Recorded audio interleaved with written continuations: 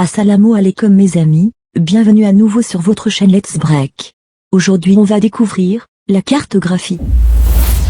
C'est quoi, la cartographie? La cartographie est l'art, la technique et la science de l'élaboration des cartes. Elle permet la représentation géographique des éléments naturels et artificiels d'un territoire, tels qu'une route, une rivière, un lac, dans un système de coordonnées terrestres. Une carte est toujours présentée à une échelle précise, qui varie selon le détail ou la portion de territoire à représenter. Une carte est la projection d'une surface courbe telle qu'un ellipsoïde ou une sphère, ou une partie de cette surface, sur un plan.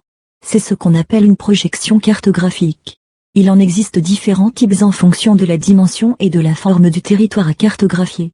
L'utilisation des données géographiques et des cartes ne date pas d'hier. Dès les débuts de la colonie, les explorateurs effectuaient des mesurages sur le territoire pour faire les subdivisions en seigneuries, gérer les infrastructures portuaires et militaires, localiser les routes maritimes et terrestres.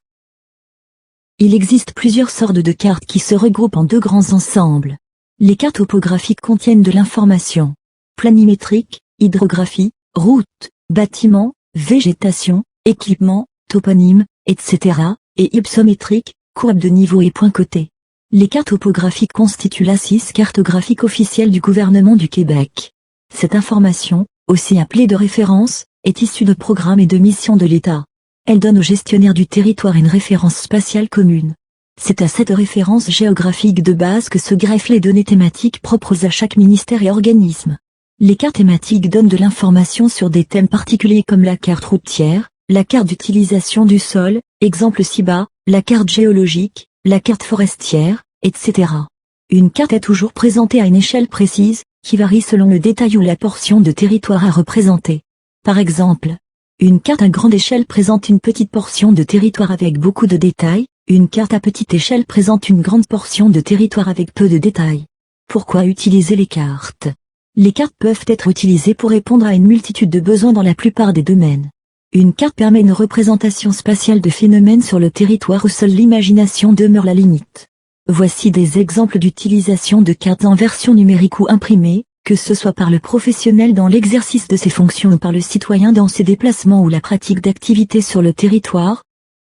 Foresterie, une carte est très utile dans le domaine forestier pour planifier les activités sur les territoires de coupe et ainsi permettre une meilleure gestion du territoire et des ressources. Agriculture, les cartes servent à planifier diverses opérations agricoles, à situer les zones cultivées et non cultivées ainsi que les types de cultures. Une carte peut améliorer grandement la gestion des territoires agricoles.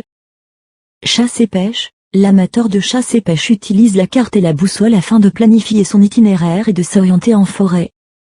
Plein air, les cartes servent, par exemple, à planifier un itinéraire de vélo qu'il est possible de suivre sur un récepteur GPS, afin de circuler en toute sécurité. Transport, la carte routière est sans doute la plus utilisée par les citoyens pour leurs déplacements automobiles sur le territoire.